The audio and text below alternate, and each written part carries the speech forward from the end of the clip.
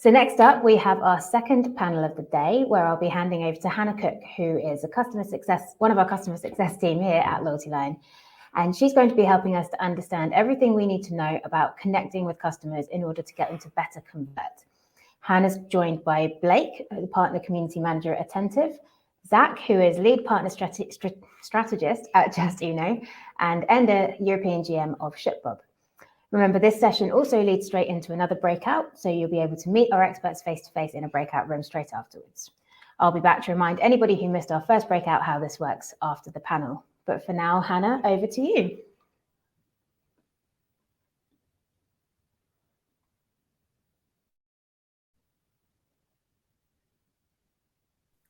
Hi, everyone. I hope you're all doing well. Hey, everyone, how are you doing? Can you hear me? Yeah, I can hear you. Can you hear me okay? Oh, yeah, looks great. I like that lion behind you. Right in line with the theme today. Exactly. Yeah, we've got these little posters on each of our meeting rooms. So I'm glad you like it. Thank you so much for joining. And just to introduce, so hi, everyone, and welcome to our second Loyalty Line Connect panel. I'm Hannah Cook, and I am a customer success specialist at Loyalty Line. Joining us for this session, we have Blake and Pearl from Attentive, Zach Bailey from Justuno, and Carly Dudell from ShipBob. We've got Edna here, actually. Are you here from ShipBob instead? Yeah, I'll be representing ShipBob today. Hi, guys. Hi, how are you? Fantastic. Good, I'm glad to hear. So today on this panel, we'll be talking about connecting to convert. So we'll be discussing how to better connect your customers' experiences across every touch point using your existing customer and advanced customization. So without further ado, we're gonna just jump straight right in. And just before we do that, I'd love to give you guys the opportunity to introduce yourselves. So Blake, would you like to go ahead and talk about yourself and also your platform as well? Yeah, absolutely. Thanks for having me, Hannah. I appreciate it. It's good to be with everyone today. My name is Blake. As mentioned, I run partner community here at Attentive. But a little bit about Attentive and who we are. We're the industry's leading text message marketing solution. Work with great partners like Loyalty Line to empower brands to be able to build a list of SMS subscribers, leverage behavioral data to send hyper-personalized messages across the life cycle, and then really just drive a lot of ROI and revenue. We work with over 4,000 leading brands, many of which are probably familiar to you: Coach, CB2, Pura Vida, just to name a few.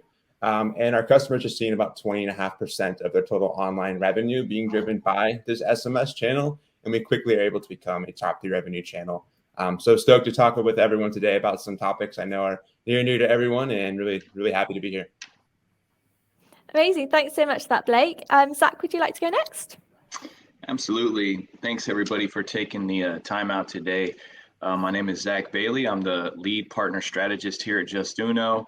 Over my 2.5-year tenure at Justuno, I was the previous manager of our Plus department, which means I was speaking with e-commerce brands day in, day out, training my team and helping e-commerce brands find ways to increase their conversion opportunities on site. Now I'm working with our agency partners, providing them with a strategy to help with list growth, with understanding the CRO suite data that Justuno provides.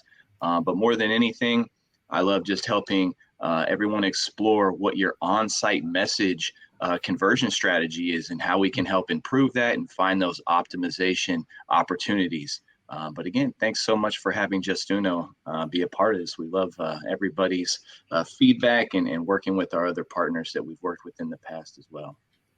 Absolute pleasure. It's great to have you here, and I'm looking forward to obviously what you have to say. And Edna, would you like to go next? Yeah, certainly. Thanks, Hannah, and thanks, Loyalty Line, for having ShipBob here today. It's our pleasure. My name is Enda. I'm General Manager for Europe here at ShipBob. And what we do at ShipBob is we are a tech-enabled logistics provider.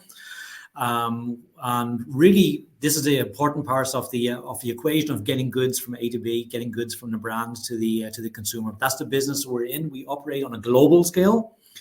operating across the US and Australia and Europe. We've got 30 fulfillment centers, and we really lead with the technology. We are vertically integrated, so we partner with all of the front ends, all the web stores out there, all the marketplaces out there, to be that one source of fulfillment, whether you need to be fulfilling locally in West Coast, East Coast, Europe, Australia, to your consumers.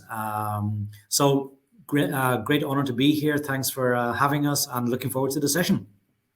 Yeah, me too. Thanks so much, Enda. Looking forward to seeing what you can contribute to the session. I know everyone wants to know lots about shipping and getting their products on time. So yeah, looking forward to that. Amazing. So I'm going to start off with Blake. Actually, I've got a question for you. So thinking back to last year, what has been the best experience you have had with a brand? That's a great question. I sign up for a lot of text lists, email lists. I'm always buying from D2C brands, but I think the one that stands out the most to me, I'm a big wine person. And so Wine Insiders, they're an online wine retailer, actually an Attentive customer, and managed by one of our agency partners, Electric Marketing. But they are really, really great with how they actually go about personalizing their messaging. For Christmas, they actually sent a message out asking me if I wanted to receive just a couple deals, all the deals, what specifically I was looking for. So it wasn't me getting blasted with so many messages, but it was really what I was looking for. So I got a really great personalized experience from that. And then actually just recently I made a purchase, and when they went to ask me about reordering, they asked me when I wanted to receive that message, if it was 1 week, 2 weeks out, 3 weeks out. So really looking to be a little bit more hands-on with how I was consuming my wine and if I was actually ready to repurchase. I think those little touches can go a long way in keeping someone on a list, but also just me personally, like knowing that they understood and were caring about what I was, looking to do. So I thought that was a great example. Yeah, for sure. It sounds like by gathering that information, they're obviously targeting you at the right touch point when you've perhaps consumed all your wine and you're ready for a restock in your wine cupboard. So yeah, that sounds like a great way to kind of get repeat purchases as well. Enda, did you have anything to contribute in terms of what you've seen recently with the best experience you've had with the brand? Yeah, sure. So I was looking for a gift for somebody, and I came across this site called Donegal Pens, and they personalize pens. They wooden pens engraved. Put your name, put the recipient's name on there. What really impressed me about the service, though, is I felt as if I was in constant contact with the owners, and I found out that the founders of the company are actually 13 and 14-year-old kids. They were when I was buying the pen. They're a bit older now, but these 13 and 14-year-old kids were able to create an experience where I felt as I was throughout the whole process in direct dialogue with the founder of the company, and they kept me up to date during the shipping process, any questions afterwards, but the reach out was done in such a personalized way. I don't know if it was automated and meant to feel personal, but I just felt so valuable to them as a customer. And I think that's what the personalization experience should be, is that you have that personal connection with the founder or whoever. Yeah, definitely. I feel like especially within this day and age, and there is a lot of competition on the market as well as everyone's moving to e-commerce, there is a need to kind of stand out, and also it just enforces how important your existing customers are. So if you make that lasting impression, they are likely to come back for another purchase. So yeah, I love that example.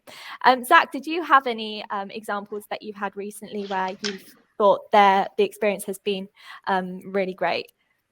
Absolutely. I don't know if anybody can see this, but I have this hairband that goes up with this long hair that I've got over the past few years of COVID. But Justuno, we work with a brand called the Long Hairs.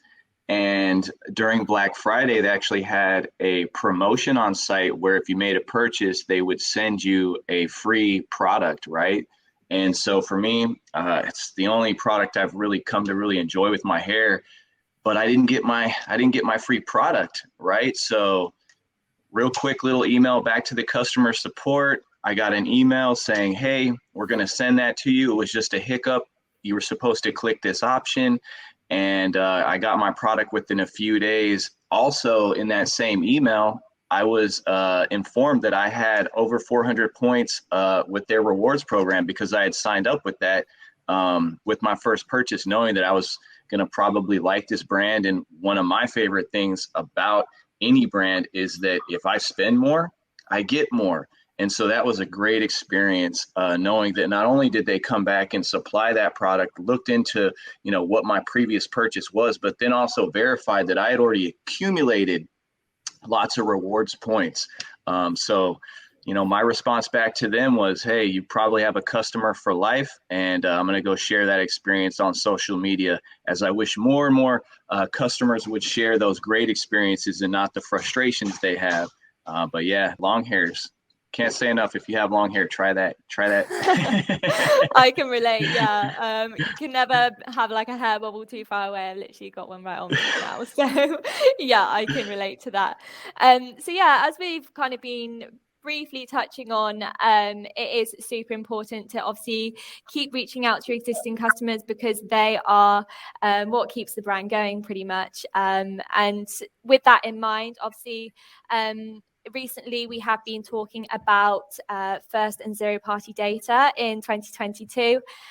So first party data is obviously being data you collect on site, like purchases, and zero party data being information the customer shares directly with you, such as their preferences, like for example your previous purchases that you may have been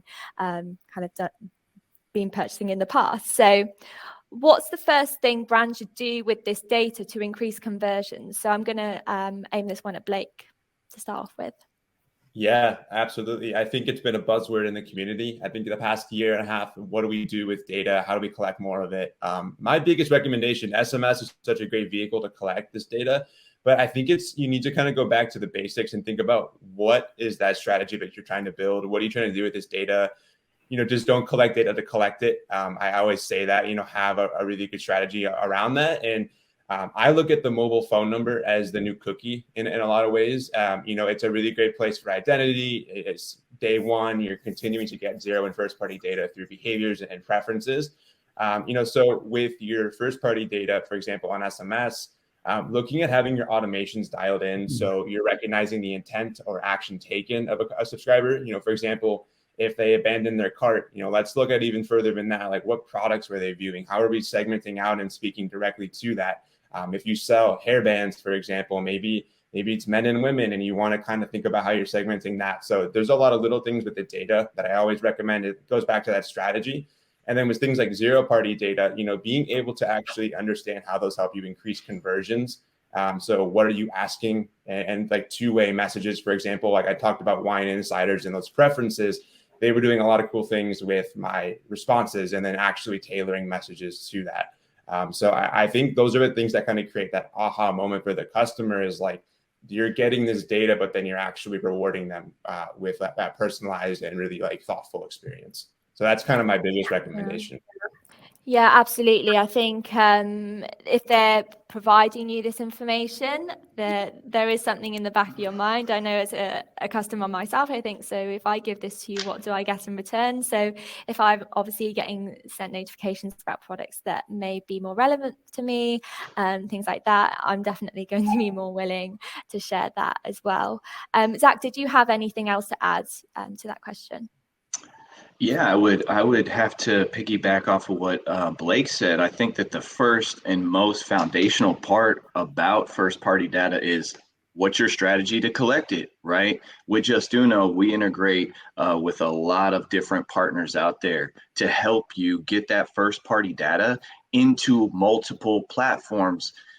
Data shows that if you're able to serve multiple digital touch points, that you're going to be able to increase your conversion opportunity. And so with Justuno, the first thing we would highly recommend is having a lead capture, and then have that lead capture integrated with your SMS platform like Attentive. Have that integrated with your email service provider, right? Get that data to those platforms so that you can start to create those like audiences. In Justuno Plus, we have a feature called Audience Sync, and you can actually have that synced up as your first party data comes in, and feed that through a secure hashed emails with an hourly sync into your ad platforms like Google Ads and Facebook Ads, so that you can start to create those like audiences as it's become more and more difficult or challenging after some of the recent changes that have happened. So first and foremost, just to take it back to the basics, collect that first party data and then use that. Yeah, absolutely. I think what we found especially is your existing customers are going to be a lot easier to retain than perhaps those new ones that you've already got. So really targeting them, collecting your information through ESP that you may already have integrated is definitely going to be key in collecting that data to start off with before you even kind of plan what you are going to do with that as well. So we do actually have a question in the chat, and this one is for Enda. So this is from Ben. He says, over the last 6 months or so, I've waited 4+ weeks for several packages that were supposed to take a few days. How can you imagine integrations with ShipBob like SMS and loyalty helping alleviate these issues? It's a great question from Ben. Thanks for that question. It's really key to keep consumers totally informed at every step of the way. I'd love to get an instant confirmation via SMS, for example, if I checked out just to make sure my order went through. I'd love to get confirmation when it was shipped. I'd love to get confirmation when I expect to receive it as well. So keeping consumers in the know during the entire process will take away the anxiety from them. They will just know what's going on. So traditionally it was done by email. That's fantastic. But leveraging Attentive, for example, is just another great way of having it pushed out to you. It's everybody gets a pop-ups on their phone, right? So it's really important to remove the anxiety. Sometimes in the logistics business, sometimes things do go wrong. We've had supply chain issues. We've had different, if you have a snowstorm, your package is going to be delayed. So things may go wrong in the supply chain. There's so many handoffs in the process, and being informed every single step of the way is just a great way of removing that anxiety. And even if I did have a bad experience, even if the parcel did arrive 2 weeks later, or heaven forbid in Ben's case 4 weeks later, even if it did arrive 2 days later, if I was informed at every step along the way, I'd be able to accommodate for that, and I'd be able to understand. Unfortunately, today, that is not exactly the case. A lot of consumers are left in the dark during that process. Mm-hmm. Yeah, that's a really great point, Enda. I found that even if a company keeps me in the loop with regards to kind of when my delivery is going to be expected, that does kind of ease my worry that it may not never turn up. So that links actually really nicely onto another question that we have. And that is, we saw that more customers are prioritizing brands based on customer experience and not just the low prices. So experience based on delivery, for example. So what's one thing retailers can do today to meet these changing priorities? So I'll aim this one at Blake to start off with. Yeah, I love that. And on the transactional updates, I have some thoughts on that. I'll probably share a little bit later, but I think those are sort of low-hanging fruit, honestly, just to keep consumers in the know. But kind of on that note as well, I think conversational commerce is something that we're really, really bullish on here at Attentive, and that's just building one-to-one relationships with the channel like SMS. So for example, customer support over SMS, when they want to know things about where's their order, maybe they have questions about sizing, etc. Like, we're social creatures, and having that ability to converse with a brand is so foundational, I think, to building a good experience. So, with customer support over SMS, for example, we don't have to stay on the phone and wait forever. We don't have to, have an average response time on email 12 hours. Like, we can get these things done in real time. And we see countless brands at Attentive doing that to deliver that kind of surprise and delight moment. So integrating with a platform like Gorgeous, for example, in Attentive, we have a great integration with them, and that really helps to create sort of that customer experience focused experience over SMS. We had a brand shared customer with Gorgeous and Attentive called Running Glory, and they actually use this as an all-in-one solution for providing that customer support, but also driving revenue, which is a great unknown kind of thing. I think in the space, like, customer service is not a cost center. So we found that when you start getting people to reply back and forth to these types of messages, not only are you delivering that customer experience, but they spend more money, on average about 31% more versus those who don't reply.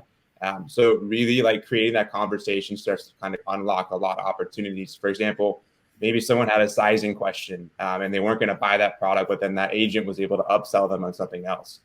So you're just creating more opportunities, I think, to really go beyond price and really just deliver that little bit more of an experience.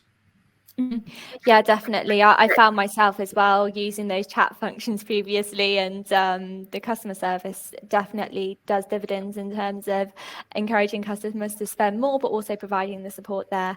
So they are going to make previous purchases perhaps later down the line as well.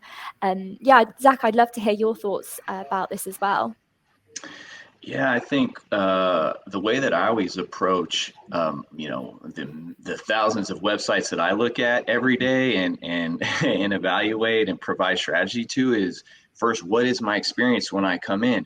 What am I learning about the brand?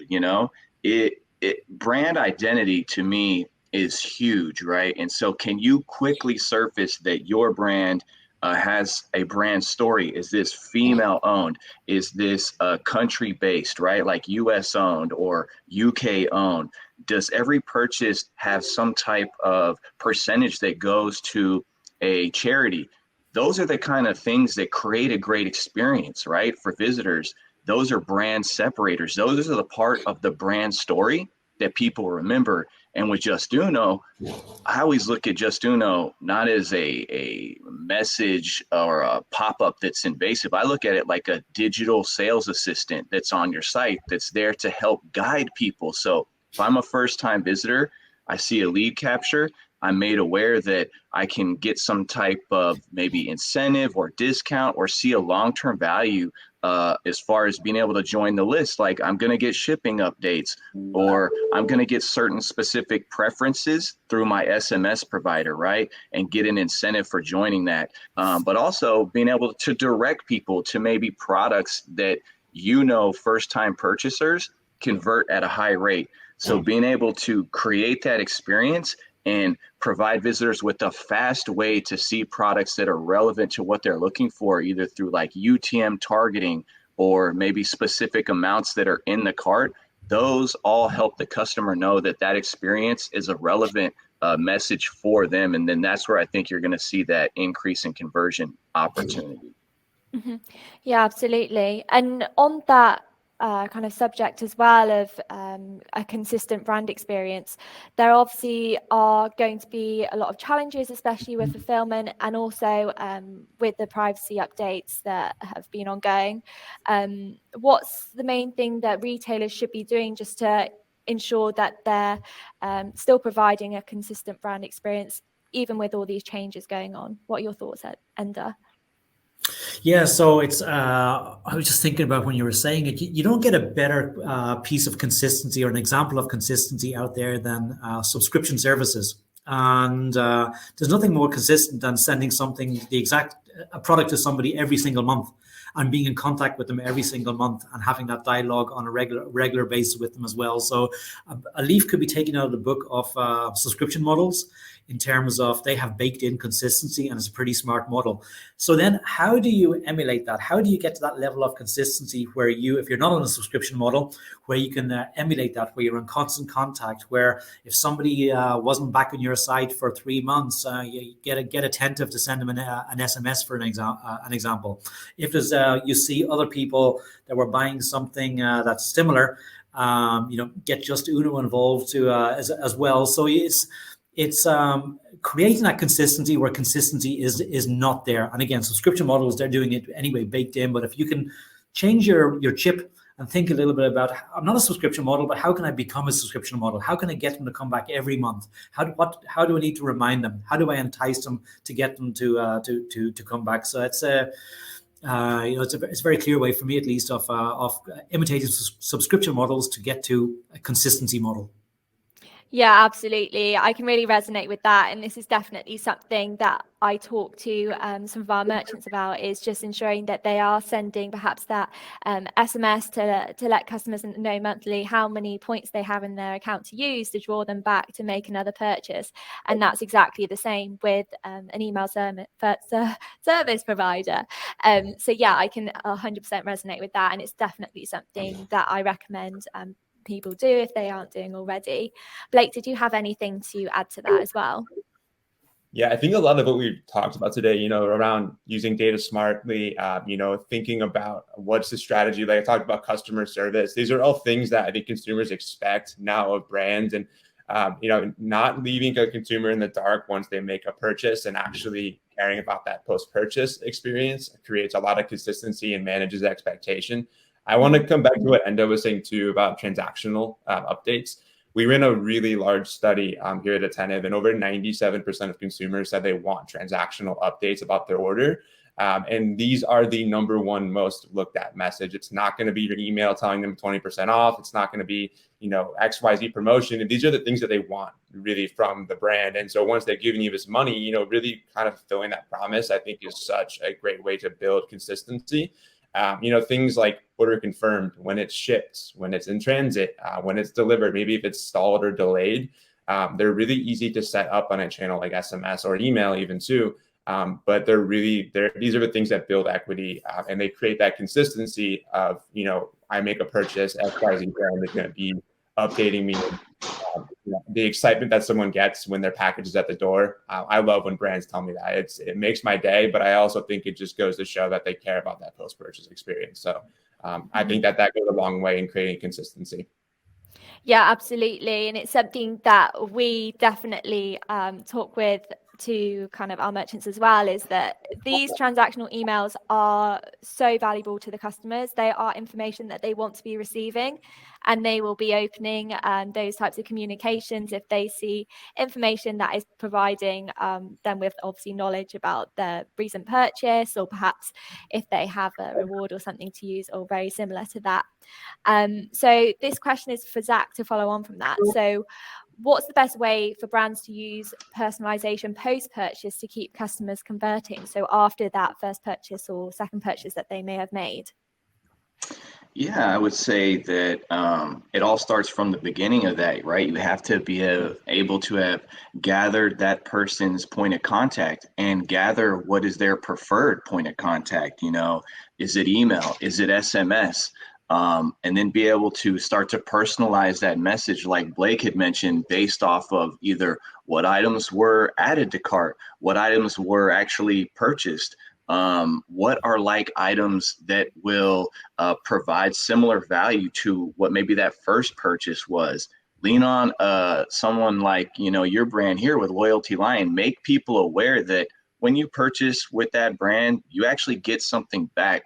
That's one of my favorite things, even with, restaurants that have loyalty programs, even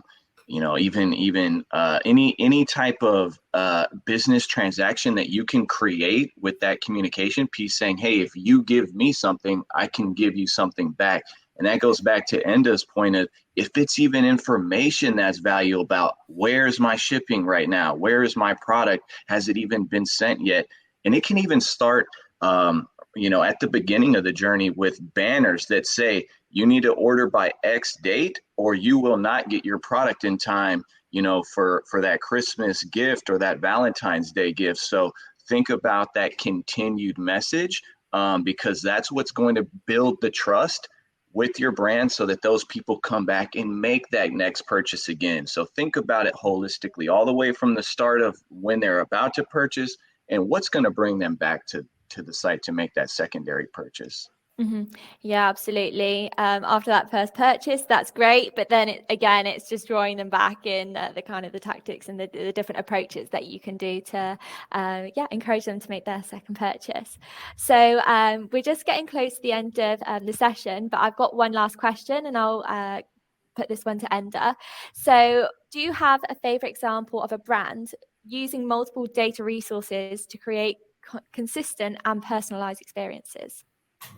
That was a very tricky one. It's hard to, I think all those data sources are internal and external data sources. I mean, the best data source, and I can't give you an example of a brand, but I just love user generated content when it drives traffic.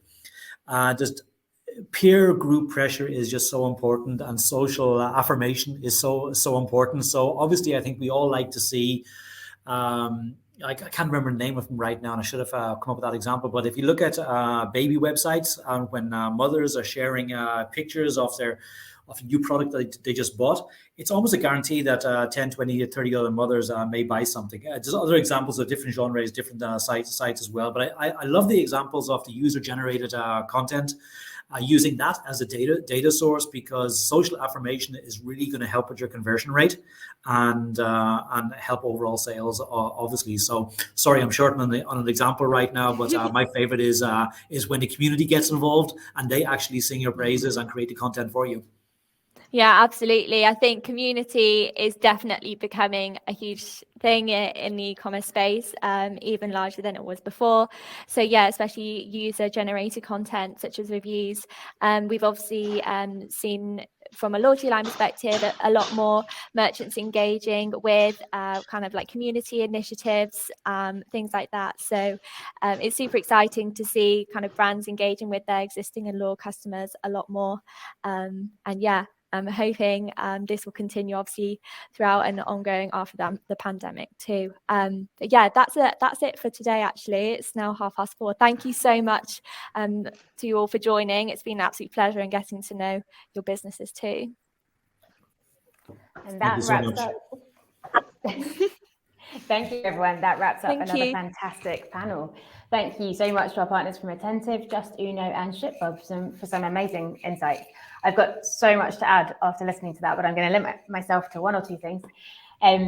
First of all, I have to say I lead on online chat so much these days. I'm actually always disappointed to see that it's not an option. I think it was last week I got a new bike and I had some quite complicated technical questions that you'd expect you'd want to chat to someone about on the phone, but I don't get great phone signal in my flat. So I went to the chat and I was so surprised at the amount of support that I got there.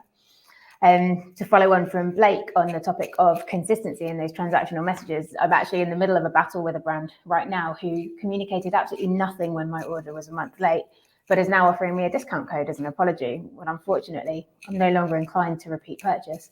And it just made it so clear to me that you need to communicate throughout that order process. And then I think finally, to Ender's point on subscription models, it's amazing how many strange things you can actually get sent to you in the post every month these days. And even though it might not feel like the most natural fit for your products, there may actually be a way to give it a go. And I think he's absolutely right that even if not, you could emulate some of the practices there. Also, just great to hear everybody talking about community. We do have some research on that Molly can drop into the chat, so you can all have a read as well.